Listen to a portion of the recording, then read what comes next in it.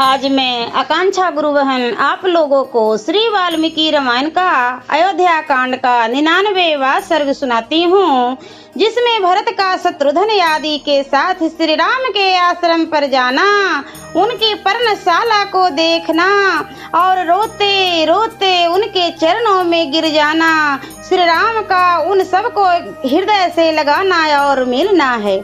सेना के ठहर जाने पर भाई के दर्शन के लिए उत्कंठित होकर भरत अपने छोटे भाई शत्रुघ्न को आश्रम के चिन्ह दिखाते हुए उनकी ओर चले।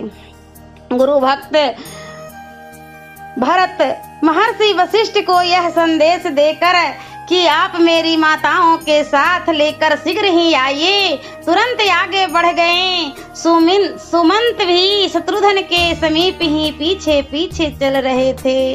उन्हें भी भरत के समान ही श्री रामचंद्र जी के दर्शन की तीव्र अभिलाषा थी। चलते चलते ही श्रीमान भरत ने तपस्वी जनों के आश्रमों के समान प्रतिष्ठित हुई भाई की पर्णकुटी और झोपड़ी देखी। उस पर्णशाला के सामने भरत ने उस समय बहुत से कटे हुए काष्ठ के टुकड़े देखे जो होम के लिए संग्रहित थे। साथ ही वहां पूजा के लिए संचित किए हुए फूल भी दृष्टिगोचर हुए। आश्रम पर आने जाने वाले श्री राम और लक्ष्मण के द्वारा निर्मित मार्ग बोध चिन्ह भी उन्हें वृक्षों में लगे दिखाई दिए, जो कुशों और चीरों द्वारा तैयार करके कहीं कहीं वृक्षों की शाखाओं में लटका दिए गए थे। उन वन में शीत निवारण के लिए मृगों की लेडी और भैंसों के सूखे हुए गोबर के ढेर एकत्र करके रखे गए थे, जिन्हें भरत ने अपने आंखों से देखा।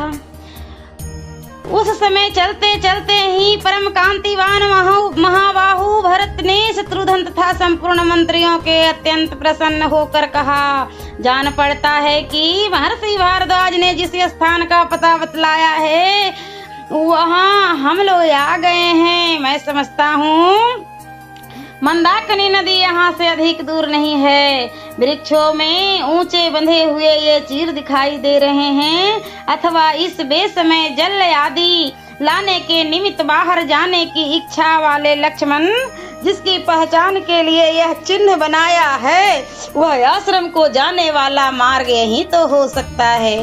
इधर से बड़े बड़े दांत वाले वेगशाली हाथी निकलकर एक दूसरे के प्रति गर्जना करते हुए इस पर्वत पर पास भाग में चक्कर चलाते रहते हैं। वन में तपस्वी मुनि सदा जिनका आधान करना चाहते हैं, उन अग्निदेव का यह अति सघन धूम दृष्टिगोचर हो रहा है।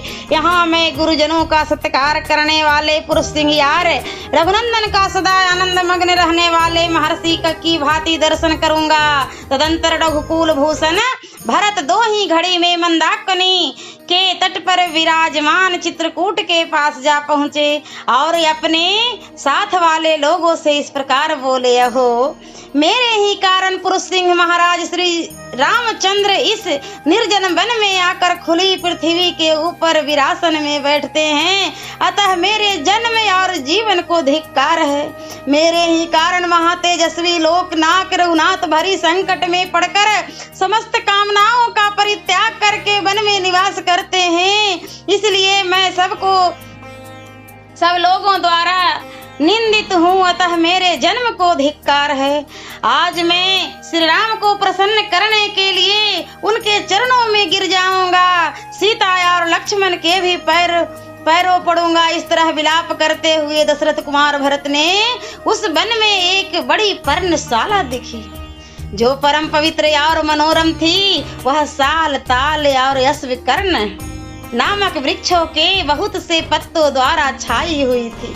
अतः यज्ञशाला में जिस पर कोमल कुश बिछाए गए हों, उस लंबी चौड़ी वेदी के समान शोभा पा रही थी। वहां इंद्रधनुष के समान बहुत से धनुष रखे गए थे, जो गुरुतर कार्य साधन में समर्थ थे, जिनके पृष्ठ भाग सोने से मढ़े गए थे और जो बहुत ही प्रबल था, शत्रुओं को पीड़ा देने वाले थे। उनसे उस पर्णकुटी की बड़ी शोभा हो रही थी। वहां तरकसों में बहुत से बाण भरे थे जो सूर्य की किरणों के समान चमकीले और भयंकर थे। उन बाणों से वह पर्णशाला उसी प्रकार सुशोभित होती थी जैसे दीप्तमान मुख वाले सर्पों से भोगवती पूरी शोभित होती थी। सोने की म्यानों में रखी हुई 2 तलवारें और स्वर्णमय बिंदुओं से विभूषित 2 विचित्र ढालें भी उस आश्रम की शोभा बढ़ा रही थी। वहां गोह के चमड़े के बने हुए बहुत से स्वर्ण जटित दास्ताने भी टंगे हुए थे। जैसे मृग सिंह की गुफा पर आक्रमण नहीं कर सकते, उसी प्रकार वह पर्णशाला शत्रुओं समूह के लिए अगम्य एवं अजय थी।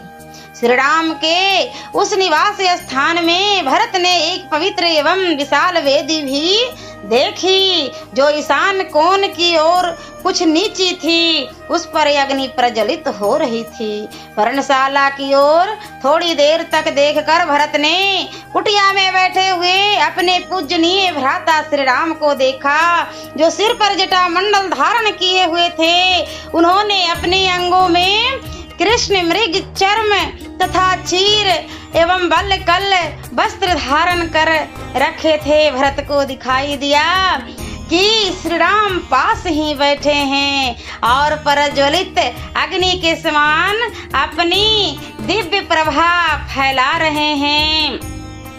समुद्र पर्यंत पृथ्वी के स्वामी धर्मात्मा महाबाहु श्री राम सनातन ब्रह्मा की भांति कुश बिछी हुई वेदी पर बैठे थे। उनके कंधे सिंह के समान, भुजाएं बड़ी बड़ी और नेत्र प्रफुल्ल कमल के समान थे। उस वेदी पर वे सीता और लक्ष्मण के साथ विराजमान थे। उन्हें इस अवस्था में देख के धर्मात्मा श्रीमान कैकेयी कुमार भरत शोक और मोह में डूब गए तथा बड़े वेग से उनकी ओर दौड़े। भरत भाई की ओर दृष्टि पड़ते ही भरत यार्त भाव से विलाप करने लगे।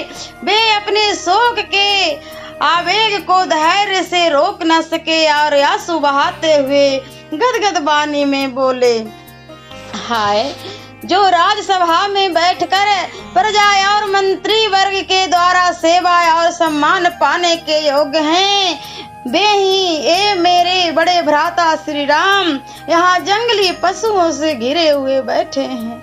जो महात्मा पहले कई शस्त्र वस्त्रों का उपयोग करते थे, वे अब धर्मचारण करते हुए यहाँ केवल 2 मृग चर्म धारण करते हैं। जो सदा नाना प्रकार के विभिन्न फूलों को अपने सिर पर धारण करते थे, वे ही ये श्री रघुनाथ जी इस समय इस जटाभार को कैसे सहन करते हैं। जिनके लिए शास्त्रोक्त यज्ञों के अनुष्ठान द्वारा धर्म का संग्रह करना उचित है, वे इस समय शरीर को कष्ट देने के से प्राप्त होने वाले धर्म का अनुसंधान कर रहे हैं। जिनके अंगों की बहुमूल्य चंदन से सेवा होती थी, उन्हीं मेरे पूज्य भ्राता का यह शरीर कैसे मल से सेवित हो रहा है।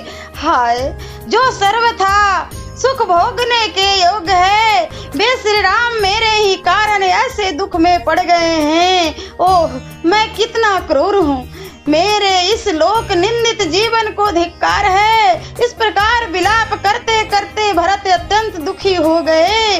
उनके मुखार बिंद पर पसीने की बूंदें दिखाई देने लगी। वे श्री रामचंद्र जी के चरणों तक पहुंचने के पहले ही पृथ्वी पर गिर पड़े। अत्यंत दुख से संतप्त होकर महाबली राजकुमार भरत ने एक बार दीन वाणी में आरे कहकर पुकारा, फिर वे कुछ न बोल सके। आंसुओं से उनका गला रुध गया था। यशस्वी श्री राम की ओर देख वे हा आर कहकर चीख उठे।